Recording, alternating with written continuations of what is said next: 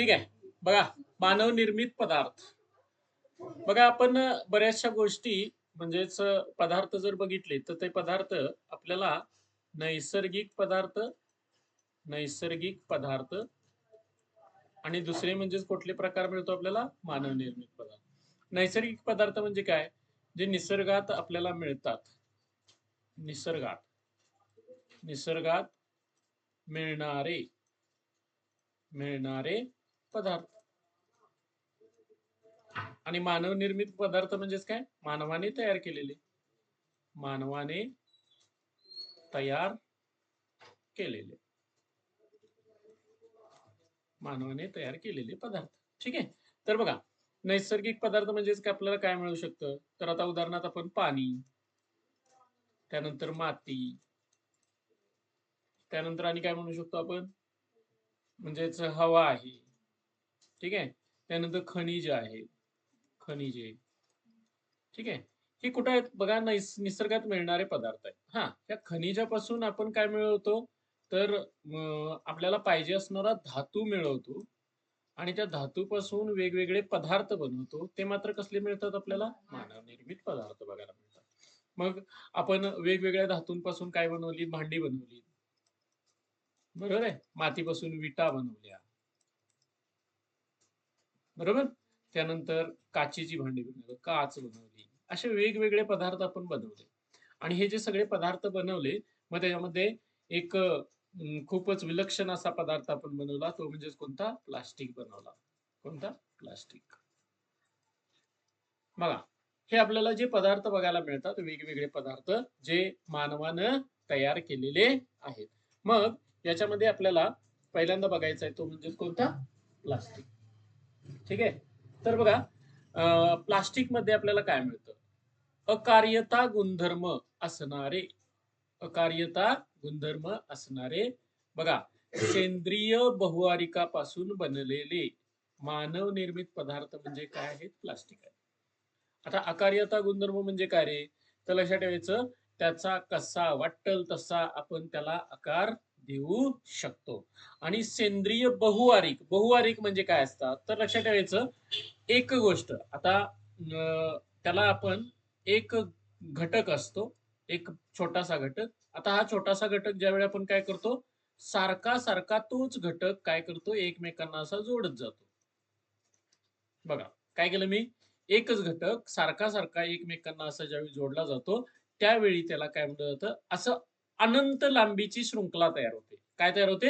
अनंत लांबीची शृंखला म्हणजेच काय? साखळी तयार होते. त्याला काय म्हटलं जातं? बहुवारिक म्हणतात. काय म्हटलं जातं? सॉरी, काय म्हटलं जातं? बहुवारिक. बघा, बहुवारिक म्हणजे काय असतं? तर बहुवारिक म्हणजे काय असतं? तर एक घटक, हा एक घटक आहे. कुठला? हा एक घटक आहे. त्याच्यासारखीच घटक काय करायचे? एकमेकांना अनंतपणे जोडायचे. मोठ्या संख्येनं एकमेकांना जोडायचे. त्यावेळी जे मिळतं ते म्हणजे काय असतं? बहुवारिक असतं. काय असतं? बहुवारिक. आता सेंद्रिय म्हणजे काय? सेंद्रिय म्हणजे ज्याच्यामध्ये कुणाचा जास्त घटक असतो? कार्बन हा घटक मोठ्या प्रमाणात असतो. सेंद्रिय संयुगांना किंवा सेंद्रिय पदार्थांना कार्बनी पदार्थ पण म्हणतात. काय म्हटलं जातं? कार्बनी पदार्थ म्हटलं जातं. कार्बन आणि हायड्रोजन जास्त मोठ्या प्रमाणात कोण असतं? कार्बन आणि हायड्रोजन. त्यावेळी आपल्याला सेंद्रिय पदार्थ मिळतात. बघा, काय काय सांगितलं? एक दोन गोष्टी सांगितल्या आपण. काय सांगितलं? अकार्यता गुणधर्म म्हणजेच काय? कसा वाटेल तसा आकार त्याला देता येऊ शकतो. अकार्यता गुणधर्म आहे. सेंद्रिय म्हणजेच काय? ज्याच्यामध्ये कार्बनचं प्रमाण काय असतं? जास्त असतं. बहुवारिक म्हणजेच काय? एकच गोष्ट अनेक वेळा एकमेकांबरोबर जोडून जी शृंखला तयार होते, साखळी तयार होते, तिला काय म्हणतात? बहुवारिक म्हणतात. बघा, बहुवारिक वारिकापासून बनलेला मानव निर्मित पदार्थ म्हणजे कोण आहे रे? प्लास्टिक आहे. मानवानं तयार केलेला आहे प्लास्टिक. बघा, मगाशी आपण तेच सांगितलं. आता बघा, उष्णतेच्या होणाऱ्या परिणामाच्या आधारावर प्लास्टिकचे दोन प्रकारात विभाजन करतात. उष्णतेचा परिणाम म्हणजेच काय? प्लास्टिक, काही प्लास्टिकवरती उष्णतेचा लगेच परिणाम होतो, काही प्लास्टिकवरती होत नाही. म्हणजेच काही प्लास्टिक ही उष्णतेनंतर लगेच मृदू पडतात आणि काही प्लास्टिक ही पडत नाहीत. असं पण असतं. मग उष्णतेच्या परिणामानुसार प्लास्टिकचे किती प्रकार पडतात? 2. आता ते इथं आहेत. फक्त बघा, इथं मी डायरेक्ट दाखवतो. थर्मोप्लास्टिक काय म्हटलं जातं? थर्मोप्लास्टिक. त्याला उष्मा मृदू असं म्हटलं जातं. आणि दुसरं येतं थर्मोसेटिंग. काय म्हटलं जातं? थर्मोसेटिंग. त्याला उष्मा दृढ म्हणतात. काय म्हटलं जातं? उष्मा दृढ. 2 प्रकार आहेत. कशाचे? प्लास्टिकचे उष्णतेच्या परिणामानुसार. कोणाच्या परिणामानुसार? उष्णतेच्या परिणामानुसार 2 प्रकार पडतात. बघा, ज्या प्लास्टिकला हवा तसा आकार देता येतो त्या प्लास्टिकला काय म्हणायचं? थर्मोप्लास्टिक, उष्मा मृदू म्हणतात. उदाहरणार्थ पॉलिथिन, आपण पिशव्या, पीव्हीसी, आपण पीव्हीसी पाईप वापरतो, बरोबर आहे. त्याच्यानंतर यांचा उपयोग खेळणी, कंगवे, प्लास्टिकचे ताट, द्रोण इत्यादी अ, साठी केला जातो. बघा कशासाठी केला जातो? थर्मोप्लास्टिक. बघा थर्मोप्लास्टिक म्हणजे काय? उष्मा मृदू. उष्मा मृदू जराशी उष्णता दिली की त्याचा आकार बदलायला चालू होतो. म्हणून लक्षात ठेवायचं, थर्मोप्लास्टिक काय करतं? आकार बदलता येतो आणि आकार बदलता येतो. त्यामुळेच बघा त्याच्यापासून काय बनवता येतात? खेळणी, कंगवे, प्लास्टिकची ताट, द्रोण बघितलेत आपण द्रोण वगैरे. तर लक्षात ठेवायचं, ह्या गोष्टी ज्या मिळतात त्या गोष्टींना आपण त्या प्लास्टिकला कसलं प्लास्टिक म्हणायचं? थर्मोप्लास्टिक असं म्हणायचं. बघा, त्याच्यानंतर दुसरे प्लास्टिक असे आहे की ज्यास एखाद्या साच्यात टाकून एक विशिष्ट आकार प्राप्त झाल्यानंतर पुन्हा उष्णता देऊन त्याचा आकार बदलता येत नाही. लक्षात ठेवा, एकदा तुम्ही काहीतरी तयार केलं की परत त्याचा आकार बदलता येत नाही. तसल्या प्लास्टिकला काय म्हणतात? थर्मोसेटिंग म्हणजेच काय? उष्मा दृढ प्लास्टिक म्हणतात. म्हणजे परत त्याला उष्णता किती पण द्या, त्याचा आकार बदलणार नाही. ओके. आपण बघा, घरामध्ये येणाऱ्या प्लास्टिकच्या कॅरी बघा, त्याला उष्णता दिली की त्याचा लगेच कसा गोळा होतो, बरोबर आहे. परंतु तुम्ही जर एक प्रकारचं प्लास्टिक असतात, आता ते कुठं असतात बघा, कुकरचं हँडल वगैरे बघितलंय का? ते कायम गरम होतंय. म्हणजेच तिथं त्याच्या आत काय असतो? आपला कुकर असतो, तो कोणत्या? अॅल्युमिनियमचा असतो आणि अॅल्युमिनियमची दांडी असते आणि त्याच्यावरती काय बसवलेलं असते? ते प्लास्टिक बसवलेलं असते. ते मला सांगा, ते आत गरम होत असेल का नसेल? असणार ना? तरी सुद्धा त्या प्लास्टिकवरती काय फरक पडत नाही. नाहीतर काय झालं असतं रे? कुकर लावला असता आणि थोड्या वेळानंतर गेला असतं तर हँडल कुठं आहे? असं झालं असतं, बरोबर आहे? असं होतंय का? काय असं होत नाही. म्हणजे तिथं प्लास्टिक ते काय होत नाही, तर वितळत नाही किंवा त्याचा आकार बदलत नाही. तसल्या प्लास्टिकला कसलं प्लास्टिक म्हणायचं? थर्मोसेटिंग म्हणजेच काय? उष्मा दृढ प्लास्टिक म्हणतात. त्याचा उपयोग कुठे करतात बघा? बटणे, विद्युत उपकरणामध्ये बटणे, कुकरचं हँडल याचं आवरण वगैरे केला जातो. बघा, पहिल्यांदा आपण काय बघितलं? प्लास्टिक. प्लास्टिक काय रे? अकार्यता गुणधर्म असणारे सेंद्रिय बहुवारिकापासून बनवलेले मानव निर्मित पदार्थ आहे. ते उष्णतेच्या परिणामानुसार त्याचे 2 प्रकार पडतात. कोणते कोणते? थर्मोप्लास्टिक आणि थर्मोसेटिंग. थर्मोप्लास्टिकला जसं आपण काय म्हणतो? उष्मा मृदू. त्याच्यावरती उष्णतेचा परिणाम होतो, आकार बदलता येतो. त्याच्यानंतर दुसरं येतं थर्मोसेटिंग. त्याच्यावरती उष्णतेचा परिणाम होत नाही. त्याला आपण थर्मोसेटिंग म्हणजे उष्मा दृढ प्लास्टिक असं म्हणतो. आता प्लास्टिकचे गुणधर्म काय? तर प्लास्टिकचा पहिला गुणधर्म काय बघा? प्लास्टिक गंजत नाही. बघा, लोखंडी गोष्ट असेल, कुठली पण गोष्ट असेल, ती काय होते? गंजते. त्याच्यावरती गंज येतो. तांब्याच्या याच्यावरती पण गंज येतो. येतो ना? बघा, मला वाटतं मी हे सांगितलंय. हिरवं पडतंय, चांदीवरती गंज चढतो, काळं पडतंय, बरोबर आहे का? म्हणजे तिथं काय होतंय बघा? गंज म्हणजे तिथं क्षरण होतं. काय होतंय? क्षरण होतं. तर लक्षात ठेवायचं, प्लास्टिकचं मात्र क्षरण होत नाही. प्लास्टिक गंजत नाही. प्लास्टिकचे विघटन होत नाही. इतर गोष्टींचं विघटन होतं. बघा, मृत शरीराचं काय होतंय? उदाहरणार्थ आता ह्या दिवसात तर लगेच विघटन होतंय. एखादा प्राणी मेलेला असेल तर लगेच बघा तिथं आपल्याला दुर्गंधी सुटते. कारण का? लगेच ते कुजण्याची प्रक्रिया चालू होते. म्हणजेच काय? थोडक्यात त्याचं विघटन व्हायला चालू होतं. मग तुमचे केळीची साल असेल, कुठलं पण असेल, त्याचं लगेच काय होतंय? विघटन होतं. हवेतील आर्द्रता, उष्णता, पाऊस यांचा परिणाम सहजासहजी होत नाही. बघा, त्याच्यावरती काय होत नाही रे, तर आर्द्रता. आर्द्रता म्हणजेच काय रे, हवेमध्ये असणारं बाष्प. त्यानंतर उष्णता, उष्णतेचा परिणाम नाही, कमीच आहे. पाऊस यांचा परिणाम होत नाही. उष्णता आणि विद्युतचा दुर्वाहक असतो. म्हणजे बघा, प्लास्टिक मधून विद्युत धारा वाहते का? वाहत नाही. वजनाने हलके असल्यामुळे वाहून नेण्यास सोयीचे असते. वजनानं हलकं असतं त्यामुळे कुठं पण आपण इझिली घेऊन जातो. म्हणून बघा, जुन्या काळामध्ये काय होत्या रे, लाकडाच्या खुर्च्या होत्या. बरोबर आहे. लाकडाच्या खुर्च्या, लाकडाचे टेबल. त्या ठिकाणी आता काय आले, प्लास्टिकच्या खुर्च्या आल्या. आल्या ना? का आल्या? लाकडाच्या खुर्च्या घेऊन जायचं म्हटलं की सहज शक्य नव्हतं. एका लाकडाच्या खुर्चीमध्ये आता 10 प्लास्टिकच्या खुर्च्या आपण काय करू शकतो, घेऊन जाऊ शकतो. म्हणजे एक लाकडाच्या खुर्चीचं वजन आणि 10 प्लास्टिकच्या खुर्चीचं वजन सारखंच झाल्यासारखं झालंय. म्हणून बघा, नेण्यासाठी सोपं कुठलं? प्लास्टिकची खुर्ची. म्हणून नेण्यासाठी काय आहे, वाहून नेण्यासाठी ते कसं असतं, सोयीस्कर असतं. बघा, प्रश्न विचारला जाऊ शकतो. कसा प्रश्न विचारणार? खालील पैकी प्लास्टिक बद्दल योग्य वाक्य निवडा. काय विचारणार? खालील पैकी प्लास्टिक बद्दल योग्य वाक्य निवडा. आता म्हणतील काय, ज्या प्लास्टिक वरती उष्णतेचा परिणाम होतो त्याला थर्मोसेटिंग प्लास्टिक म्हणतात. त्यानंतर दुसरं, प्लास्टिक गंजते. त्यानंतर प्लास्टिकचे विघटन होत नाही. हवा, उष्णता, पाऊस यांचा परिणाम होत नाही. यातलं बरोबर कोणती वाक्य सांगा. विघटन होत नाही आणि परिणाम होत नाही. आणि पहिलं वाक्य बरोबर आहे का नाही? उष्णतेचा परिणाम होतो त्याला थर्मोसेटिंग म्हणतात. चूक आहे. ज्याच्यावरती परिणाम होतो त्याला थर्मोप्लास्टिक म्हणतात. होत नाही त्याला काय म्हणतात? थर्मोसेटिंग म्हणतात. ओके, हे डोक्यात आपल्याला परफेक्ट पाहिजे. त्याच्यानंतर बघा, आता आपल्याला एकच मिनिट, आता पुढला मुद्दा मिळतो आपल्याला. बघा, इथं प्लास्टिकचे प्रकार आणि त्याचे उपयोग दिलेत. आता हे पाठ व्यवस्थित पाहिजे. बघा, पॉलीव्हिनिल क्लोराईड, त्याला पीव्हीसी म्हणतो आपण. तर बघा, बाटल्या, रेनकोट, पाईप, हँडबॅग, बूट, विद्युत वाहक तारेचे आवरण, म्हणजे आपल्या घरामध्ये ज्या वायर असतात त्यांचं आवरण, फर्निचर म्हटल्यानंतर काय आलं रे त्याच्यामध्ये? खुर्च्या आल्या, टेबल आला, टिपवाय आला, वगैरे वगैरे.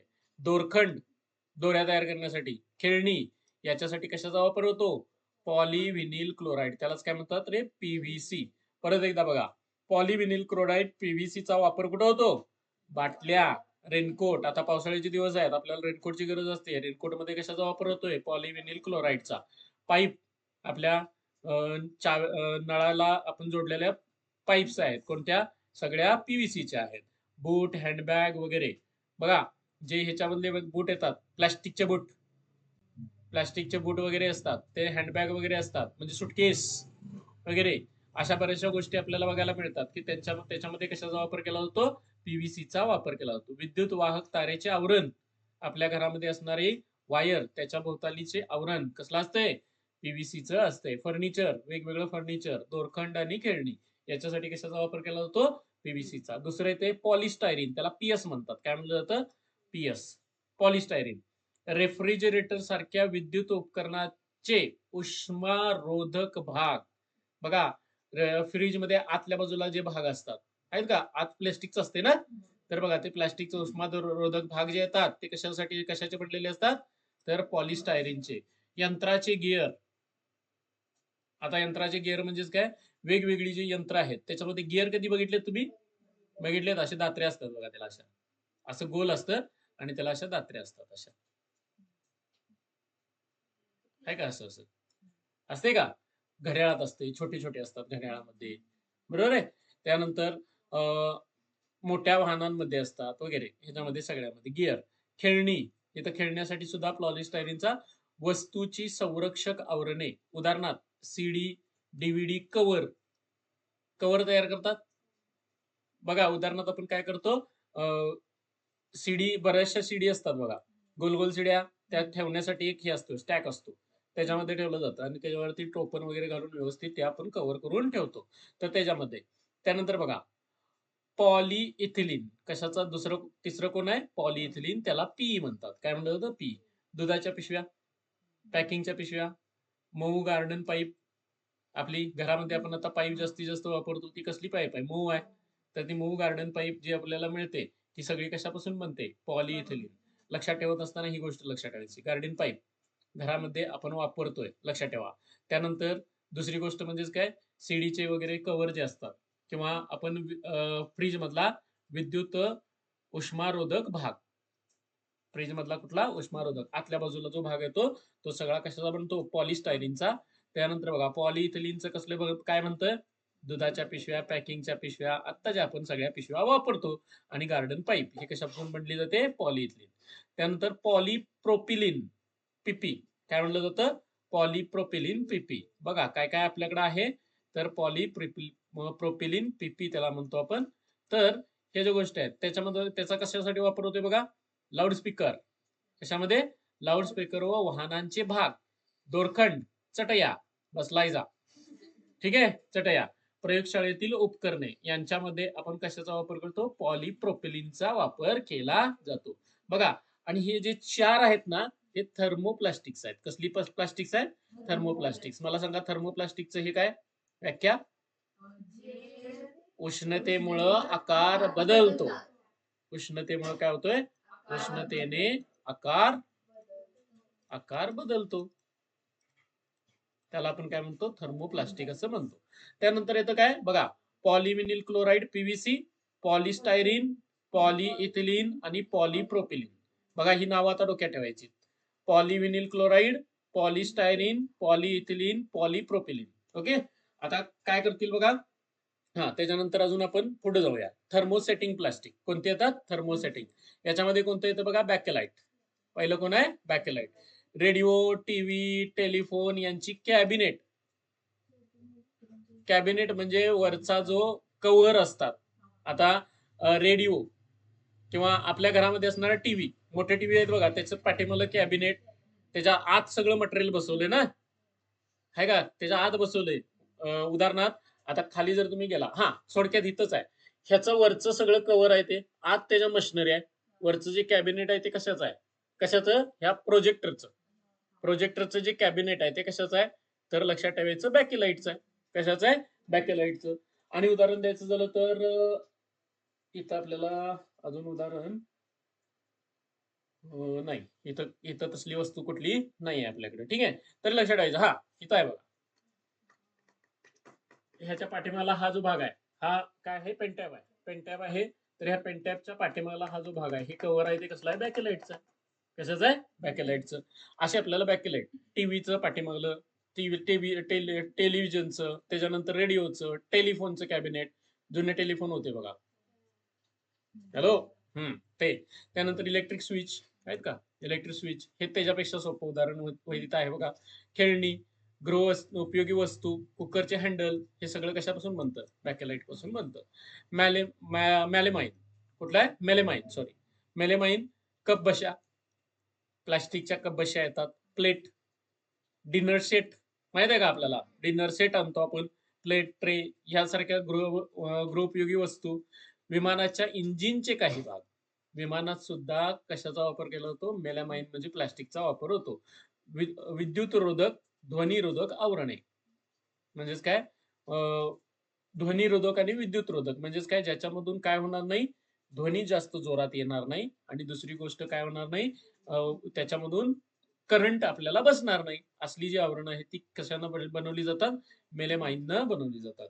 त्यानंतर बघा पॉलीयुरेथेन. कुठला आहे? पॉलीयुरेथेन. आता पॉलीयुरेथेन कशासाठी? सर्फ बोर्ड, त्याच्यानंतर छोट्या बोटी, फर्निचर, वाहनांच्या सीट्स. सर्फ बोर्ड बघितले? सर्फ बोर्ड पाण्यावरती ती जातात बघा आणि त्याच्यावर उभा राहतात अशी लाटांवरती आपल्याला सर्फिंग करताना बघायला मिळतात. ते सर्फ बोर्ड असतात ना, ते कशापासून बनतात? तर पॉलीयुरेथेन पासून. आता त्याच्यापेक्षा छोट्या बोटी, ज्या छोट्या नाव आहेत, यॉट बघितलं, यॉट नव्हे, ते छोट्या छोट्या हे असतात बघा, त्याच्यामध्ये पाय घालून बसायचं आणि हँडल घ्यायचं नाही, इकडनं तिकडनं असं वडत बसायचं. ठीक आहे. तर त्यानंतर फर्निचर, त्यानंतर वाहनांच्या सीट्स, बऱ्याचशा वाहनांमध्ये असणाऱ्या शीट सुद्धा कशाने बनवले जातात? पॉलीयुरेथेननं बनवलेल्या असतात. त्यानंतर बघा पॉलिस्टर.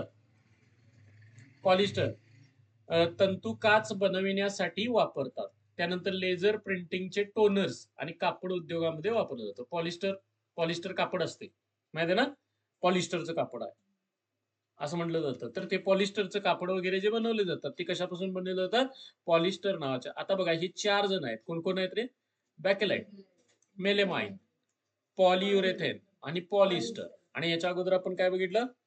याच्या अगोदर पॉलिव्हिनिल क्लोराईड, पॉलिस्टायरीन, पॉलिइथिलीन आणि पॉलिप्रोपेलिन. बघा परत एकदा नाव घ्या. बॅकेलाइट, मेलेमाइन, पॉलियुरेथेन आणि पॉलिस्टर. हे तिन्ही 4 जण आहेत ती थर्मोसेटिंग आहेत. कसले आहेत? थर्मोसेटिंग. उष्णतेचा परिणाम अरे परिणाम होत नाही. होत नाही. मग आता प्रश्न कसा विचारतील? खालील पैकी कोणत्या प्लॅस्टिकवर उष्णतेचा परिणाम होतो? आणि पर्याय असतील बॅकेलाइट, मेलेमाइन, पॉलियुरेथेन आणि पीव्हीसी. पीव्हीसी उत्तर तुमचं येणार ते. त्यानंतर असं पण देतील, खालील पैकी गटात न बसणारा शब्द ओळखा. काय ना? गटात न बसणारा शब्द ओळखा. उदाहरणार्थ येईल बॅकेलाइट, पॉलियुरेथेन, पॉलिस्टर आणि पॉलिस्टायरीन. ओके, असे आपल्याला काय मिळतील? असे प्रश्न तिथं तयार होतील. ओके, लक्षात आलं हे काही गोष्टी. त्यानंतर बघा आपल्याला काय मिळतं? प्लास्टिक आणि पर्यावरण. प्लास्टिकचा आणि पर्यावरणाचा काय संबंध आहे? तर बघा काही पदार्थांचं काय होतं रे? नैसर्गिकरित्या विघटन होते. त्यांना विघटनशील पदार्थ म्हणतात. काय म्हणलं जातं? विघटनशील. मग असे सांगितलं प्राणी मेल्यानंतर काय होतात रे? कुजतात. त्यानंतर झाड असेल, झाड सुद्धा कुजतं, बरोबर ना? जर जास्त दिवस आपण तसंच पाण्यात जर ठेवलं, बाहेर ठेवलं, तर ते काय होतंय? कुजून जातं. त्यानंतर बघा आपण वेगवेगळे काय घेतो? म्हणजे घरामध्ये असणारा कचरा. कसला? भाजीचा कचरा, भाजीचे देठ वगैरे आपण ते टाकतो. ते काय होतात रे? कुजतात. ओके, ते आपण कुठे नेऊन टाकतोय? आपल्या म्हणजे पंचायतीने काय करून ठेवलेलं आहे? बाहेर सगळा तो कचरा कुंडीत करून ठेवलेली आहे. त्याच्यामध्ये आपण तो सगळा कचरा काय करत असतो? टाकत असतो. मग बघा काही पदार्थ नैसर्गिकरित्या विघटन होत नाहीत, त्यांना अविघटनशील पदार्थ म्हणतात. कसले? अविघटनशील. म्हणजे बघा ज्यांचं विघटन होतं नैसर्गिकरित्या ते विघटनशील झाले. ज्यांचं विघटन होत नाही त्यांना काय म्हणायचं? अविघटनशील. बघा पदार्थ कोणता आहे? भाजी.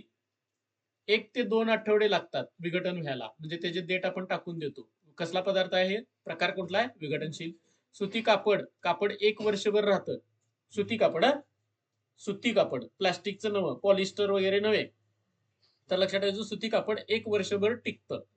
म्हणजे ते ऍक्च्युली कापसाचं असतं पूर्णपणे. आणि कापसाचं असल्यामुळे ते काय होतं? थोडं बघा एखादं कापड ना जास्त दिवस असं ठेवून बघा आणि नंतर ना ते उचलाय गेलं की नाही असं टरकन फाटून जाते बघायचं. किंवा जास्त दिवस आपण घरामध्ये बघा फरशी पुसायला वगैरे असे कापड वापरतो, बनियन वापरतो. सुती बनियन असतात लक्षात ठेवायचं. मग ते काय होतात बघा रे, काही दिवसानंतर पूर्णपणे काय होतात? खराब व्हायला सुरुवात होते. विघटनशील आहे. कसला आहे? विघटनशील. लाकूड 10 ते 15 वर्ष टिकतं. किती वर्ष? 10 ते 15 वर्ष. त्याच्यानंतर ते विघटनशील असतं. त्यानंतर बघा प्लास्टिक मात्र हजारो वर्ष राहतं.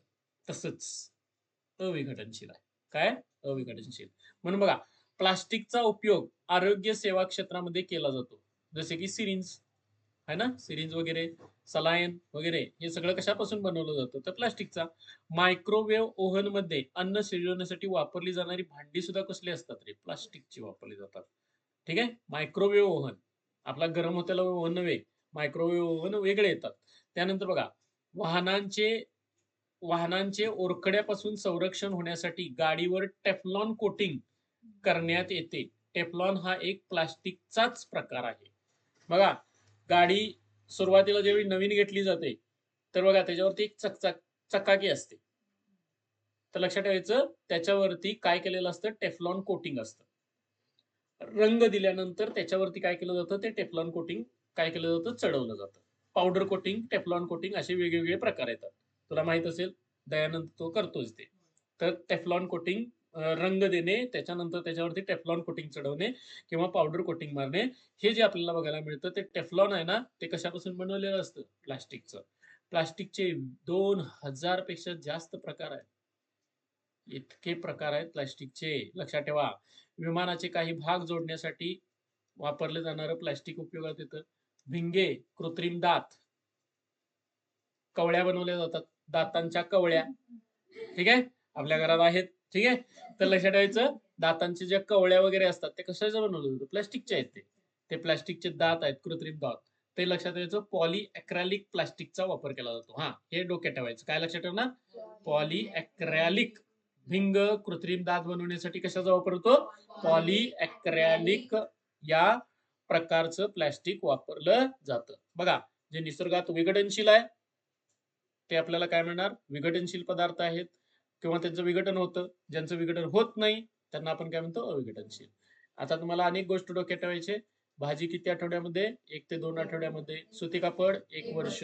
लाकूड 10 ते 15 वर्ष. आणि प्लास्टिक हजारो वर्ष तसंच राहतं. अविघटनशील आहे, लक्षात ठेवायचं.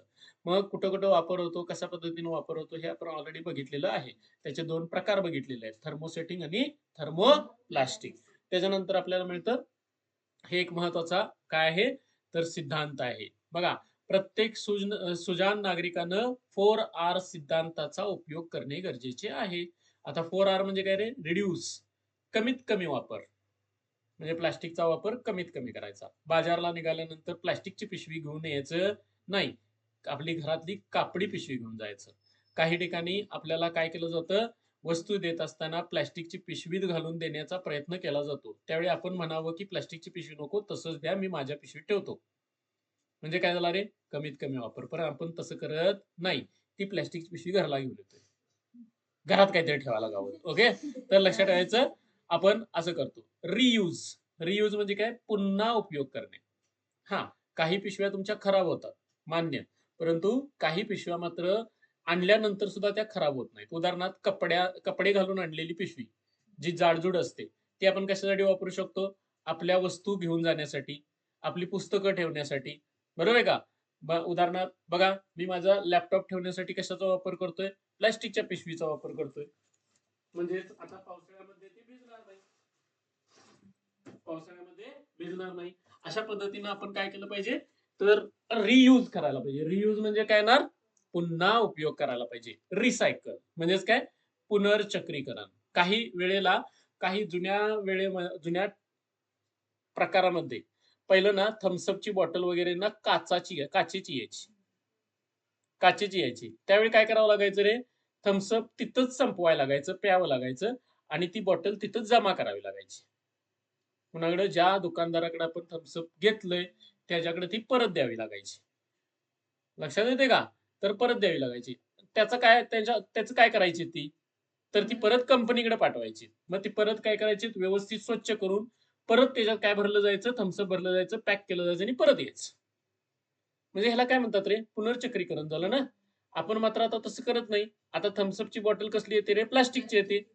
रस्त्यानं जाताना गाडीतून आपण पितो आणि बाहेर फेकून देतो. बरोबर ना? असे ढीगभर बॉटल आपल्याला रस्त्याच्या कडेनं बघायला मिळतील. ठेचला आपल्याला बॉटल दिसेल. बरोबर आहे? तर लक्षात ठेवायचं, अशा बॉटल फेकण्याऐवजी आता हां, काही लोकांचा आपण आभार पण मानलं पाहिजे, जे भंगार वगैरे गोळा करतात. बघा, ते काय करत असतात? प्लास्टिकच्या बॉटल वगैरे सगळं गोळा करतात.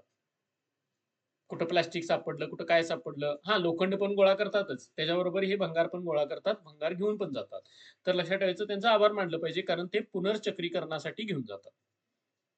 त्याचा पुन्हा वापर करता येतो. जर आपण जी प्लास्टिकची बॉटल काय करतोय, थम्सअप पिऊन वगैरे फेकून देतोय, ती जर आपण व्यवस्थित ठेवली किंवा तिचा वापर आपण आपल्यामध्ये पण घरामध्ये पण करू शकतो. करतो आपण, परंतु किती करणार? 1-2 बॉटलचा ठीक आहे. बरोबर ना? आपण कुठं जर बाहेर गेलो की पिऊन येतोयच. पिऊन म्हणजे हां. तर लक्षात ठेवायचं, थम्स पिऊन येतोय. ठीक आहे. वेगळं काय पिऊन येतोय असं म्हणत नाही मी. थम्स पिऊन येतोय. तर लक्षात ठेवायचं, त्यावेळी आपण त्याचं काय करायला पाहिजे? पुनर्चक्रीकरण करायला पाहिजे. रिकव्हर, पुन्हा प्राप्त करणे.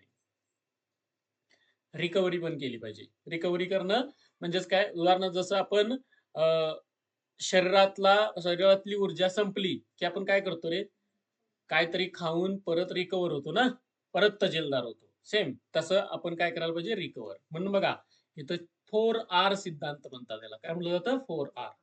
बघा, R for reduce, R for reuse, R for recycle, R for recover. यामुळे काय होईल बघा, पर्यावरण प्रदूषणापासून बचाव होऊ शकतो. आणि पर्यावरणाचं जर प्रदूषण रोखायचं असेल तर प्लास्टिक वापरणं आपण कमी केलं पाहिजे. लक्षात आलं का? तर या पद्धतीने हे आपल्याला प्लास्टिक बघायला मिळतं. त्याच्यामध्ये आपल्याला पुढला जो प्रकार येतो तो म्हणजेच काय आहे, तर प्लास्टिकचा प्रकार आहे तो म्हणजे कोण, थर्मोकॉल. कोण आहे, थर्मोकॉल. तर थर्मोकॉल काय बघा रे, पॉलिस्टायरीन या संश्लिष्ट पदार्थाचे एक रूप आहे. पॉलिस्टायरीन. पॉलिस्टायरीन ओळखीचं आहे? पॉलिस्टायरीन कोणत्या प्रकारचं प्लास्टिक आहे? थर्मोप्लास्टिक आहे. कुठला आहे, थर्मोप्लास्टिक. थर्मोप्लास्टिक, बरोबर ना? प्लास्टिक. बघा, थर्मोप्लास्टिक आपल्याला बघायला मिळते. आता थर्मोप्लास्टिक म्हणजे काय आपल्याला बघायला मिळतं, तर थर्मोप्लास्टिक म्हटल्यानंतर त्याचा कसा पण आकार देता येतो. आपल्याला माहित आहे का, आपण बऱ्याचशा गोष्टी शुभशोभीकरण करण्यासाठी कशाचा वापर करायचो, थर्माकॉलचा. बारीक बारीक दाणं निघायचं, साबुदाणे निघल्यासारखे, बरोबर आहे का? आता ते प्लास्टिक मिळायचं बंद झालेलं आहे. थर्मोकॉल वरती पूर्ण बंदी आहे. काय आहे, पूर्ण बंदी आपल्याला बघायला मिळते. थर्मोकॉल पूर्ण बंद करण्यात आलेलं आहे. आता आपल्याला माहित आहे टीव्ही वगैरे यायचं, त्याच्यात यायचं बघा थर्मोकॉल, त्याच्या बाजूला घालून आलेलं असायचं, बरोबर. ते कशासाठी, धक्कारोधक असायचं. गाडीतून येताना धक्का लागून टीव्ही वगैरे फुटू नये वगैरे याच्यासाठी असायचं. आता त्याच्या ठिकाणी कागदी येते, कागदी मटेरियल आपल्याला बघायला मिळतं. म्हणजे बघा, पॉलिस्टायरीन वरती पूर्णपणे बंदी आणलेली आहे. 100 डिग्री पेक्षा अधिक तापमानावर ते कसं होतं बघा, द्रव अवस्थेत जाते. कोणत्या अवस्थेत जातं, द्रव अवस्थेत. थंड थंड केल्यानंतर स्थायू अवस्थेत रूपांतरित होते. त्यामुळे आपण त्याला हवा तसा आकार देऊ शकतो. कुठला पण आकार देऊ शकतो. ते धक्का शोषक असल्याने नाजूक वस्तूंच्या संरक्षणाच्या आवरणासाठी वापरत होतो आहे, लक्षात ठेवायचं. आता वापरत नाही, लक्षात ठेवायचं.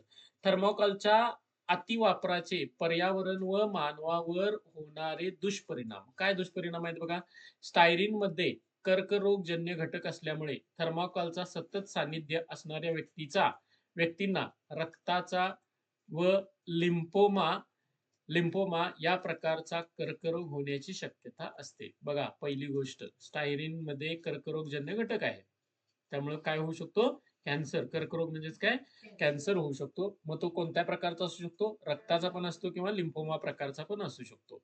त्यानंतर बघा, जैव अविघटनशील म्हणजेच काय रे, याचं विघटनच होत नाही. नैसर्गिक पद्धतीने थर्मोकॉलचे विघटन होण्यासाठी खूप मोठा कालावधी लागतो.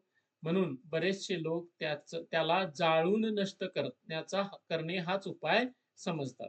आणि आपण पेटवतोय पण, थर्मोकॉल बऱ्याच वेळा पेटवलं पण जाते, परंतु त्यामुळं पर्यावरणीय दृष्टीने अधिकच घातक होतं. कारण थर्मोकॉल जन्नानं काय होतं रे, विषारी वायू बाहेर पडत असतात. त्यानंतर बघा, अजून पण काही थर्मोकॉलचे काय प्रॉब्लेम आहेत.